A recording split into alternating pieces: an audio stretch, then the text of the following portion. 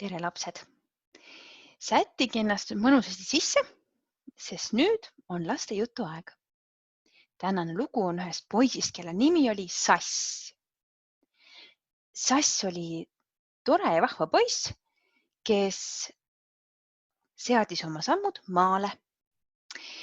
Ta ootas seda väga sellepärast, et maal oli vanaisa, kellega koos olla talle hirmsasti meeldis. Ja oligi võimalust kokku saada. Nad tervitasid üksteist, naeratasid rõõmsalt ja isegi kallistasid. Sass rääkis, kuidas linnas elu on ja mida ta kõike teinud on. Vanaisa kuulas huviga ja siis ütles vanaisa, kuule Sass, ma olen juba pikalt oodanud seda aega, millal ma saaksin sulle üle anda ühe erilise kingituse. Siin see on. Sass vaatas lähemalt. See oli kell. See oli kohe väga vana kell ja vanaisa ütles, et see kahjuks kell enam ei tööta, aga ma tahtsin selle sulle anda. See oli minu päris esimene kell. Aga võib-olla hoiad sa seda enda käes ja kohe sellise suure hoolega ja võib-olla ühel hetkel saad sa selle oma lastele edasi anda. See kell on näinud kohe palju tunde, palju minuteid ja sekundeid. Aga nüüd ta on väsinud, aga väga kallis ja ma tahan selle sulle anda. Sass vaatas ja uuris, et oli nii uhke oma kella üle, mille ta vanaisalt oli saanud. Ta toimetas päevad läbi maal ja tegi erinevaid tegevusi ja ühel hetkel ta märkas, et kus küll minu kell on? Kell oli kadunud. Ta läks oma tuppa ja tegi lahti mänguasjakasti. Äkki see sai siia sisse, mõtles Sass. Ta tuhnis, võttis kõik välja, aga kella ei olnud. Võib-olla ma panin ta oma kotti. Sass vaatas kõik oma koti taskud üle. Ja siiski, kella ei kuskil. No äkki on sahtlis, mõtles Sass. Ta tegi kõik oma sahtlid lahti, vaatas kõik ainiti üle. Kellast polnud märkugi. No äkki kuskil koridoris. Ma lähen vaatan. Ta isegi vaatas kõikide jalanõude sisse. Ehk on siia see pudenenud. Aga ei midagi. Võib-olla ma jätsin ta vannituppa. Ta läks vannituppa, vaatas seal topsid üle, igasugused väiksed kotid. Ei, ka seal ei olnud seda. Kust ma veel võiks otsida? Äkki köögist? Ta läks ja uuris, vaatas pottide ja pannide sisse, kausside, taldrikute, tasside ja ikka ei midagi. Isegi kommi kaussi vaatas, aga ka seal ei olnud jälgegi. Sass mõtles veel. No ma korra käisin ka keldris. Lähen vaatan. Sahmis ta seal muusipurkide vahel, tõstis neid ülesse, pani tagasi ja ikka ei midagi. Kell oli ikka kadunud.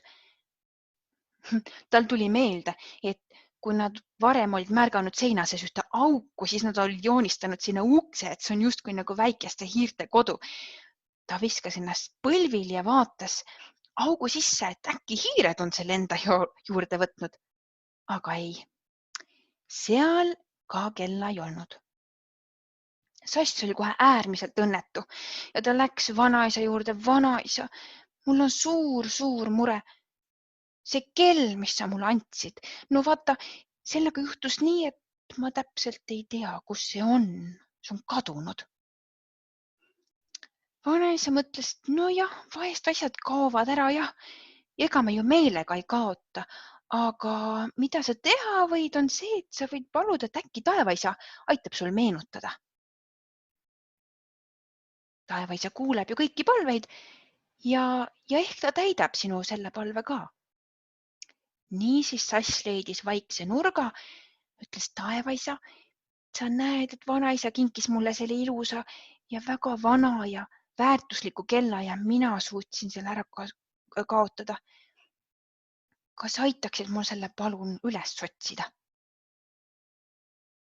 Aega läks mööda ja sass käis ringi ja ta tundis, et tuli üks mõte, et aga äkki on kuuris.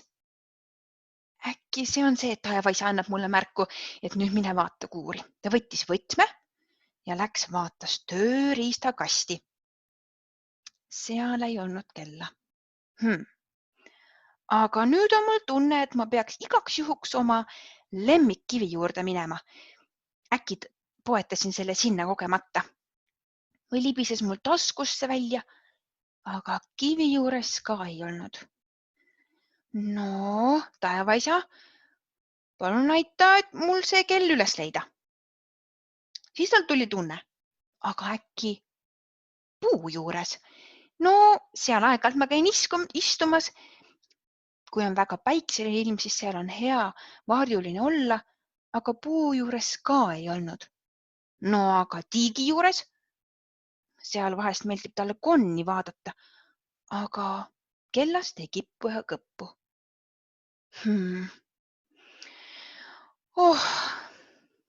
Ma ei tea, see on küll imelik. Ja siis tuli talle mõte ja tunne, et äkki see on koerakuudis. Ta mõnikord ennast peitis sinna niimoodi naljaviluks.